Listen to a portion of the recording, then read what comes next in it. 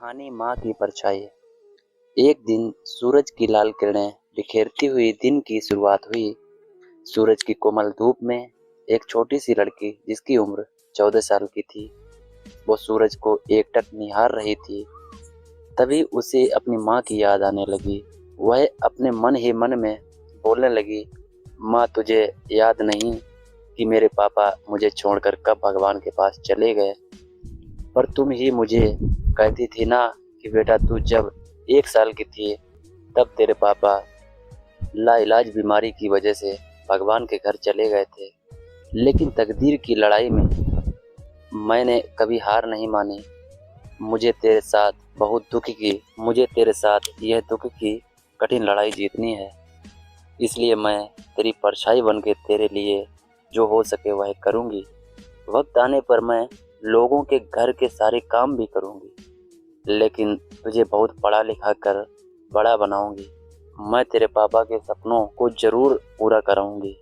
तेरे पापा की इच्छा थी कि हमारी छोटी सी बेटी बड़ी होकर पायलट बने, लेकिन तेरे पापा के जाने के बाद लगता है मानो उनके सपने भी उनके साथ चले गए। लेकिन माँ, इतने बड़े दुख के रेगिस्तान में मैं सुख की परछाई ढूंढ रही थी। लेकिन क्यों माँ, मेरे पंखों को बल देने से पहले ही मुझे छोड़कर चली गई।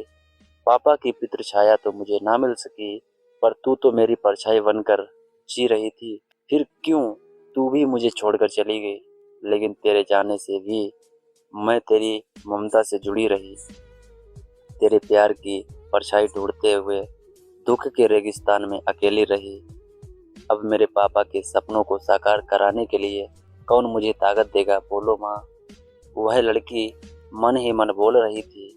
तभी उतने में प्यार और ममता से सभी लड़के और लड़कियों से बर्ताव करने वाली प्रिया मैडम दौड़ते हुए उस छोटी सी लड़की को देखने आई और प्यार से बोली, बेटा क्या हुआ, तुम क्यों रो रही हो? तभी वह लड़की अपने आंसू पोंछते हुए बोली, मैडम मुझे अपनी माँ की बहुत याद आ रही है। तभी मैडम ने उस लड़की को अपने सीने से लगाया। वह बोली, देखो बेटा ऐसे नहीं रोते। मुझे पता था कि तुम्हारी माँ तुम्हारे लिए प्यार और ममता की परछाई थी, लेकिन उसे भी भगवान ने ले लिया। बेटा जिंदगी और मौत किसी के बस में नहीं होती है। बस छोटी सी लड़की प्रिया मैडम की तरफ देखते हुए बोली, मैडम भगवान भी कितने कठोर दिल के होते हैं। जब मैं छोटी थी तब मेरे पापा गंभीर बीमारी से चले गए और अब मेरी माँ भी मुझे छोड़कर चली गई। मेरे जीवन में परछाई बनकर रहने वाली मेरी माँ मुझे अब दिखाई ही नहीं देती। उस बच्ची की यह अवस्था देखकर प्रिया मैम की भी आंखें भर आईं। फिर भी प्रिया मैडम उस लड़की से दुख भरे स्वर में बोली, बेटा जिस टाइम तुम्हारे गांव के सरपंच तुम्हें इस आश्रम में लाए थे तब उन्होंने तुम्हारी ज़िंदगी की पूरी कहानी बताई थी। इसी कारण से मैं तुम्हें कभी अकेला नहीं छोड़ती हूँ, लेकिन इसके आगे मैं तुम्हारी माँ बनकर, तुम्हारी परछाई बनकर ज़िंदगी जीना चाहती हूँ। ऐसे बोलकर प्रिया मैडम ने उस लड़की को अपने गले से लगा लिया और रोने लगी। प्रिया मैडम को सीने से लगाकर उसे ऐसा लगा जैसे कि उसकी माँ की खोई हुई परछाई प्रिया मैडम के रूप में फिर से उसका साथ देने आ गई हो। और फिर प्रिया मैडम उस लड़की को हमेशा अपनी बेटी की तरह ही उसका बहुत ख्याल रखती थी और उसे खूब पढ़ाया लिखाया।